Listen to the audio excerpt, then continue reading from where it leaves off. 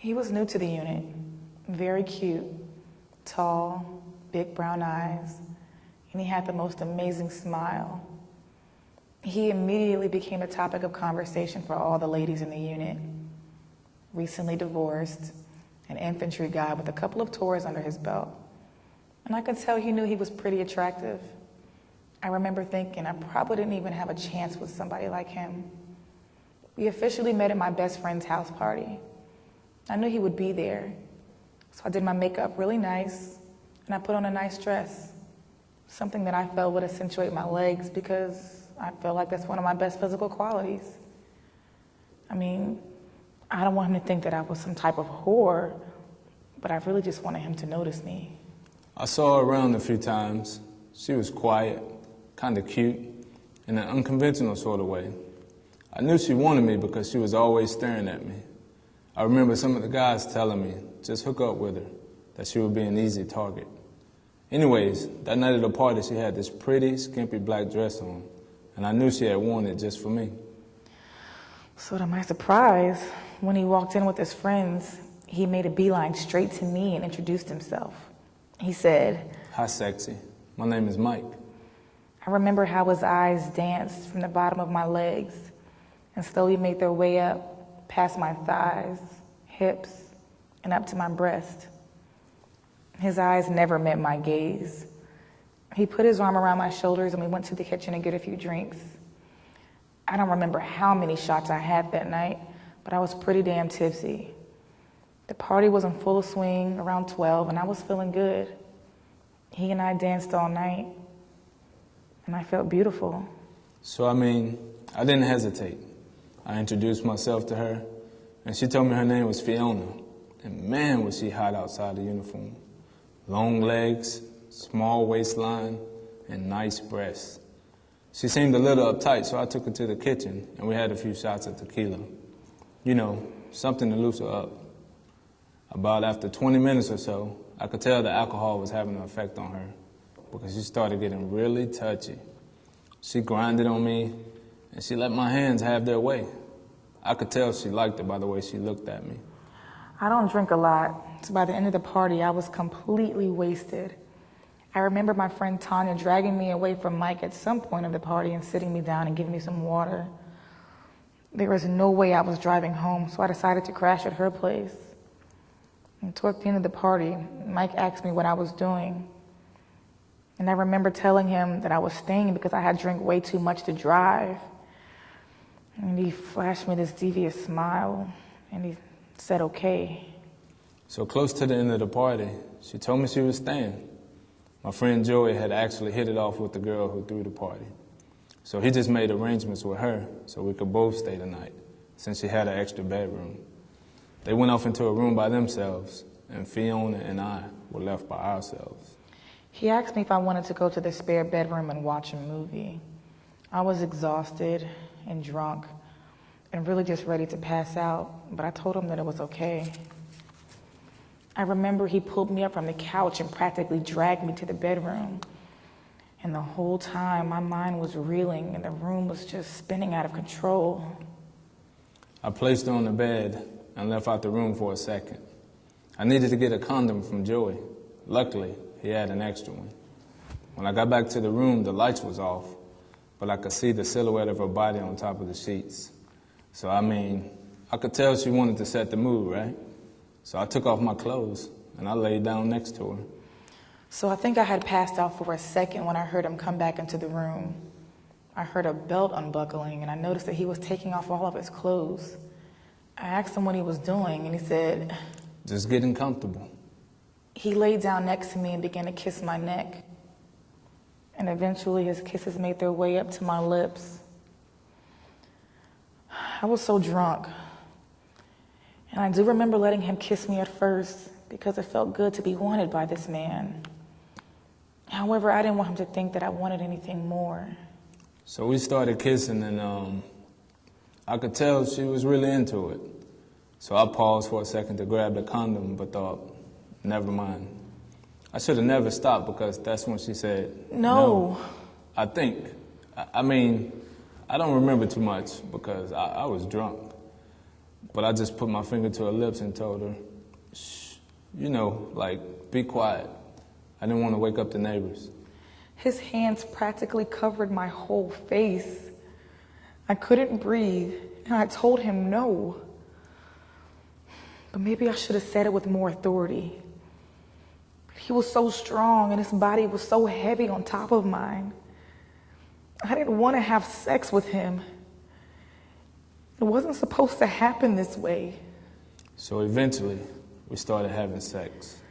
She squirmed a little bit until it started feeling good to her. I knew she would warm up to me after a while.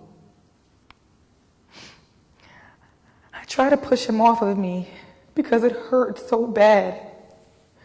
But he didn't stop. He didn't ask me if I was okay. He didn't ask me if he was hurting me. It was as if there wasn't even a soul in his body. His eyes looked so jaded, and his grip, it was so tight on my wrist, like iron, so that I couldn't move.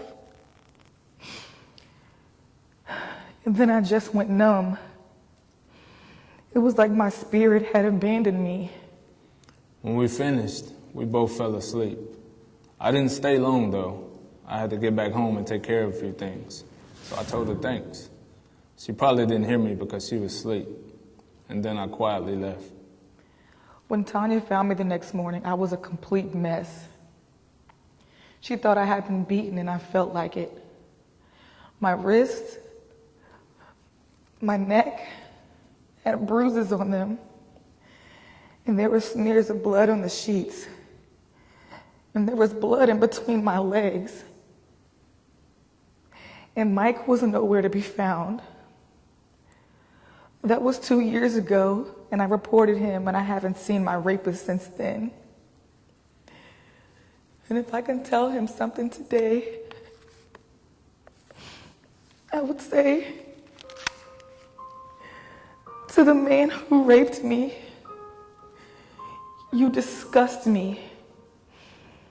You betrayed me. The man who raped me told me how beautiful I was and took my life at the same time. Do you know how it feels to have a spirit dying in a body that is not yet quit? Feelings of fear plague my every being. Judgmental eyes are just right around the corner. People don't know me, and yet they can read my prideless thoughts, signified by my sunken chest and my bashful eyes. Do you know what they said about me? They said I knew what I was doing when I wore that dress, and I danced on you oh so seductively, because that's all that mattered, right? Because what didn't matter was that your hands were sliding down my hips as you took my underwear with them. And what didn't matter was that you held me down while I struggled against your strength and pain.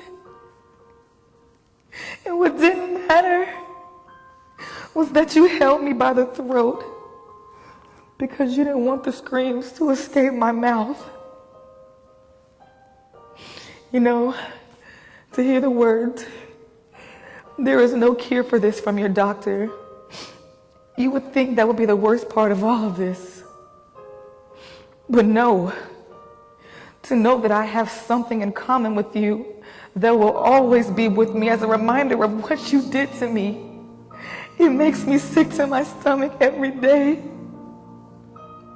And one night, my mind has become a war zone, and my trust, a ghost.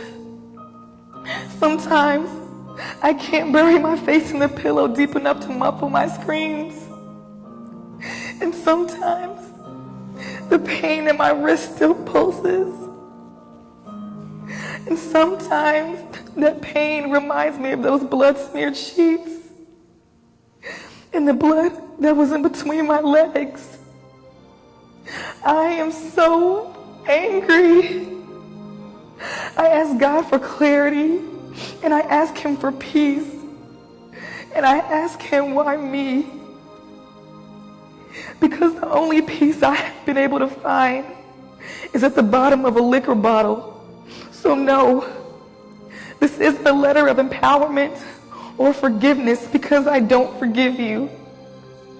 Wherever you are, I pray that if you have a little girl, that you see me when you look in her eyes. Because when my mother sees me, all she can do is cry. You are the worst kind of human being. A nightmare, dressed like a daydream. And maybe one day I'll be one of those survivors who has a story to tell. But no, not now. Because even after 2 years,